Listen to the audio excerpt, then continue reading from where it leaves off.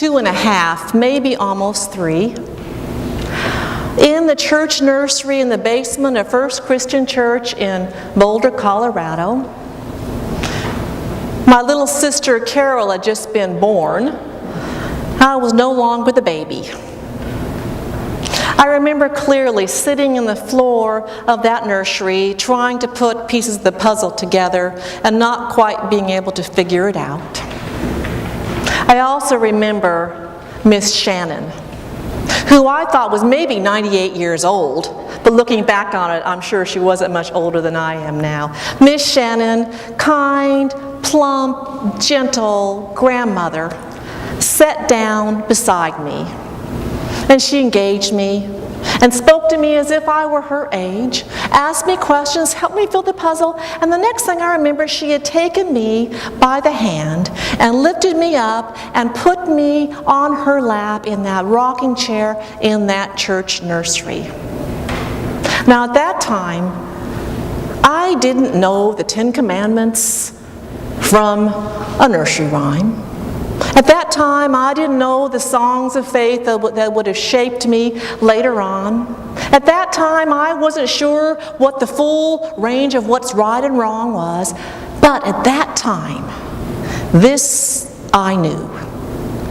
In that moment, when Miss Shannon scooped me in her arms, and I felt her soft skin that was no longer elastic but smooth on her elbows, that subtleness, I knew that I belonged in that church. I knew that I was loved. I knew that I was somebody. I knew from the core of my being that I was God's child. And here, decades later, I yearn for that for all God's children. I think Jesus must have yearned for that too. Don't you think? Did you hear what he said? He said, took a child on his lap, wrapped that child in his arms and said, whoever welcomes this child welcomes me, and not me, but the one who sent me.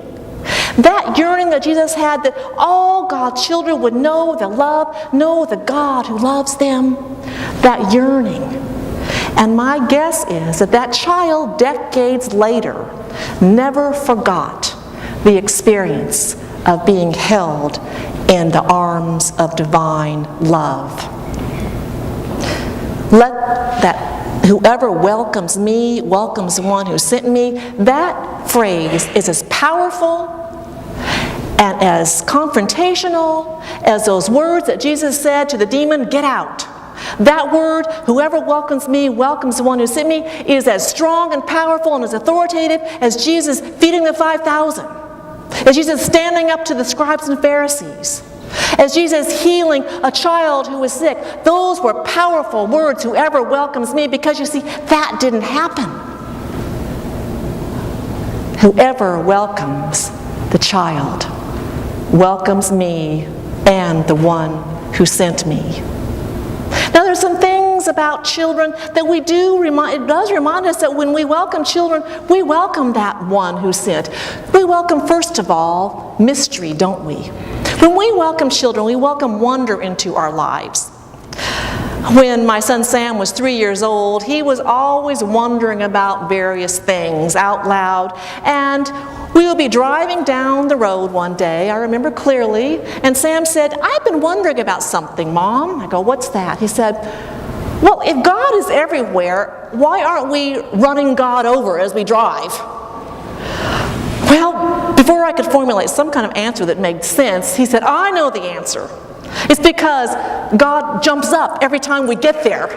That was a pretty good answer, I thought, so I affirmed him quite much on that. Wondering, and when we have this sense of God, this sense of wonder, we have a wider view of the mystery of who God is. When you welcome a child, you welcome mystery. When you welcome a child, you look at a moon that's a crescent moon and look at it as God's fingernail. You look at a whole moon and look at it as a vanilla Oreo cookie. When you welcome a child, you know that worms have names. You know that gravel in the driveway is a beautiful gem. When you welcome a child, You welcome mystery into your life, and that brings joy. When you welcome a child, you also welcome humility. I'm not talking about a child necessarily being hungry, being humble, but I'm talking about a child who can humble you real quickly. You all know this Art Linkletter. If you're old enough, there was Art Linkletter who had kids, and they interviewed kids, and they just humiliated the parents terribly by the answers. You may have heard the story about actually probably not, because this is a story that I haven't told yet, about the pastor who had a really good week at church. And so he was driving home with his family, kind of going over the service and talking about how great it was, and how everybody has 2 people joined the church that day and responded well to his sermon, and that his child sitting in the back seat was listening, an 8-year-old boy. And the boy said, "You know, Dad, I really like church too. I especially like your sermons." Well, the dad felt very good about all this. I must be preaching to everybody. And the boy said, "I like your sermons, Dad, because that's the time I can sleep." Get humble real fast. When you welcome the child, you welcome humility.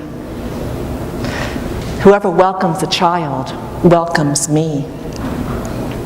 When you welcome the child, you also welcome grace and forgiveness. When Jonathan was just a young one, I said something that hurt him. And I wished, as soon as those words left my mouth, I wished I could take them back. I could see tears welling up in his eyes. I could sense that he had been a sense of self-righteous anger. He had done nothing wrong. But rather than running to his room and hiding and feeling sorry for himself and harboring that anger, he came to me. He climbed into my lap and said, "Mommy, you really hurt me." And then he hugged me. He said, "I forgive you, Mom." In that moment of grace, I welcomed forgiveness. When we welcome a child, we welcome the one who comes in humility. We welcome the one who comes in wonder and mystery, and we welcome the one who stretched out his arms on that cross and says, "You hurt me, but I forgive you." Research shows that when they interviewed young adults who are in their 20s and 30s, who are still active in their faith, they say one thing. They say young adults who are still active had, when they were growing up in church, at least 5 people who knew them by name, who followed them growing up, who welcomed them, who knew their lives, and that love that they experienced kept them in church. For me, it was Miss Shannon and others. For my children, it was Kate Kroll and others. Who was that one for you that kept you coming in church? And who will you be that one for when you see the child among you? It takes 5 people, not counting parents and grandparents, 5 people to let a child know that that one is God's child, that one is somebody. Friends, let us welcome the one who first welcomed us. Let us be blessing to the one who first blessed us as children of God.